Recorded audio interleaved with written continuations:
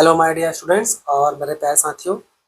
आज हम लोग बात करेंगे कि बच्चा लोग होता क्या है ना कि बहुत बार लोग कंफ्यूज होता है कि सर पहले पीएचडी में क्या हम लोग इनरोल करा लें, उसके बाद हम लोग नेट का प्रिपरेशन करते रहेंगे तो पीएचडी करने में हम लोग को 5 साल मिलेगा, या फिर हम लोग नेट निकाल लेते हैं उसके बाद पीएचडी करने जाए। चलिए, तो इस वीडियो में ना इसी टॉपिक को लेकर बात करेंगे और इस वीडियो में हम अपना पर्सनल ओपिनियन देंगे। चलिए, हम किसी वीडियो में नहीं देते हैं पर इस वीडियो में जरूर देंगे। ठीक है, देखिए, मेरा पर्सनल ओपिनियन तो ये है बच्चों कि आप पहले नेट निकालिए, उसके बाद पीएचडी में इनरोल होइए। कुछ कारण है, बताते हैं। और नेट ही नहीं, मेरा तो यही कहना होगा भाई कि हो सके तो जेआरएफ ही निकालिए। ठीक है, एक दो अटेम्प्ट लगा लीजिए लेकिन जेआरएफ निकालिए, जेआरएफ निकाल के पीएचडी कीजिए कि अल्टीमेटली पैसा बहुत मैटर करेगा। क्यों? तो देखिए, बीकॉम एमकॉम पढ़ के आ रहते हैं, उसके बाद हम लोग पीएचडी में इनरोल हो रहते हैं, तो होता क्या है कि भाई घर वाला सबसे थोड़ा सा इनडायरेक्ट वे में प्रेशर पड़ सकता है।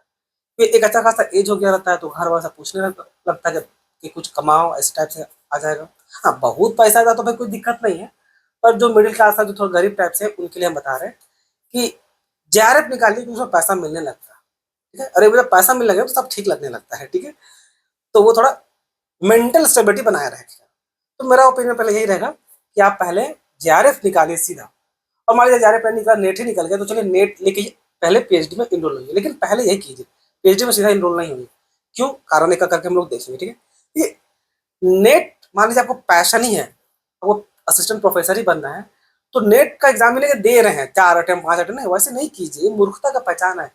आदमी को पता होना चाहिए भाई कि हम कब कब हमको क्विट कर देना चाहिए। हो सकता है आप उसके लिए बने ही ना हो, आपके लिए दूसरा फील्ड बना हो। और जैसे आपको लग रहा होगा सर इसमें मेरा पैसा नहीं था, तो अगर आपका पैसा होगा ना, 3 अटेम्प्ट बहुत है। 3 अटेम्प्ट बहुत है, 3 अटेम्प्ट में भाई को निकल जाना चाहिए। और नहीं निकल रहा, इट मीन्स ये आपका पैसा नहीं है फिर। ठीक है, तो 3 अटेम्प्ट तक दीजिए। 3 अटेम्प्ट तक नहीं निकला तो फिर हम सीधा बोलेंगे सीधा करियर स्विच कर लीजिए। अगर आपको लगता है भाई सर वो देना ही है सर, क्योंकि बहुत बार क्या होता है ना कि बच्चा पढ़ाने में बहुत अच्छा है, उसको टीचर बनना, प्रोफेसर बनना है, पर वो क्या पाता है, एग्जाम निकालना बिल्कुल एक अलग ही स्किल होता है। एग्जाम निकालना बिल्कुल अलग स्किल होता है और नॉलेज गेन करना एक बिल्कुल अलग स्किल होता है। तो वही बच्चा को लगा सर हम तो पढ़ाना ही चाहते हैं लेकिन नहीं निकल पा रहा एग्जाम, सच में मेरा पैसा है, तो काम कीजिए 3 अटेम्प्ट बाद आप फिर पीएचडी में इनरोल करा लीजिए। ठीक है, मेरा तो आपको यही सजेशन रहेगा, पीएचडी में इनरोल करा लीजिए, वहां पर देखिए। ठीक है, नेट के साथ हमको पीएचडी में एडमिशन करने इसलिए बोल रहे हैं क्योंकि उस नेट जेआरएफ निकाल लीजिएगा तो आपको एडमिशन लेने में बहुत हेल्प मिलेगा। एक अच्छा कॉलेज है, फिर आपका इनरोलमेंट हो जाएगा, एडमिशन मिल जाएगा, वरना एंट्रेंस एग्जाम बहुत दिक्कत करता है। ठीक ना। और दूसरा जैसे, और तीसरा जो सबसे इंपॉर्टेंट चीज जो आपको बताएं, इसमें क्या होगा कि आपको जेआरएफ का पैसा मिलेगा। जैसे आपको बताएं कि मेन पैसा ही है बच्चों, मेंटल स्टेबिलिटी के लिए पैसा का जरूरत पड़ेगा आपको, तो पीएचडी में 4 साल 5 साल भी लग सकता है ना। तो मेंटल स्टेबिलिटी के लिए जेआरएफ का पैसा बहुत जरूरत पड़ता है, क्योंकि देखिए जब आप लोग पीएचडी में इनरोल होइएगा ना, तो पीएचडी का फुल फॉर्म में आपको जो पी है ना, उसका मतलब ही बहुत जाएगा पेशेंस। ठीक है, पीएचडी एक्चुअली सही मायने में पेशेंस है। डॉक्टर इन फिलोसफी तो वो तो चलिए लिटरली है, लेकिन जो आपको प्रोफेसर अगर पूछे ना तो एक्चुअल डेफिनेशन बताओ पीएचडी का, तो पी आपको पेशेंस बोलना पड़ेगा। ठीक है,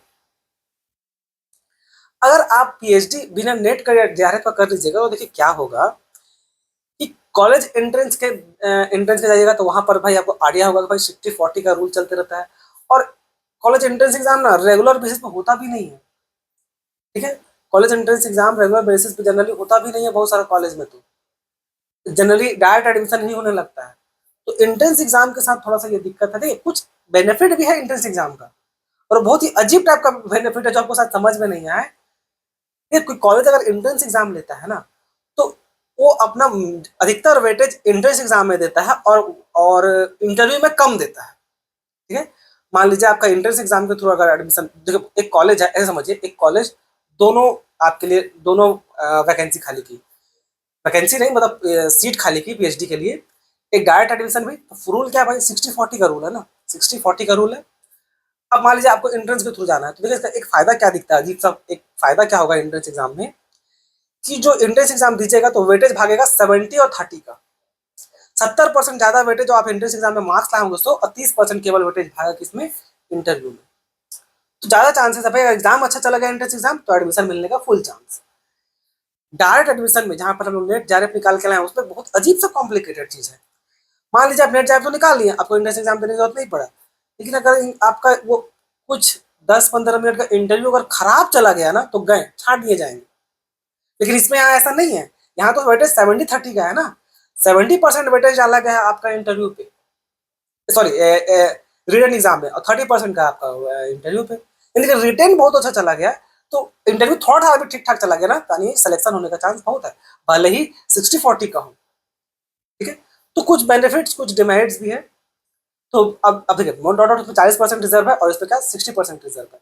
पर जैसे यूजीसी अपना नियम चेंज कर रही है ना, जैसे यूजीसी चेंज, जैसे अब देखिएगा, अब जब नेट एग्जाम देते हैं तो उसमें जेआरएफ नेट और अब पीएचडी का भी कैटेगरी डाल दिया है।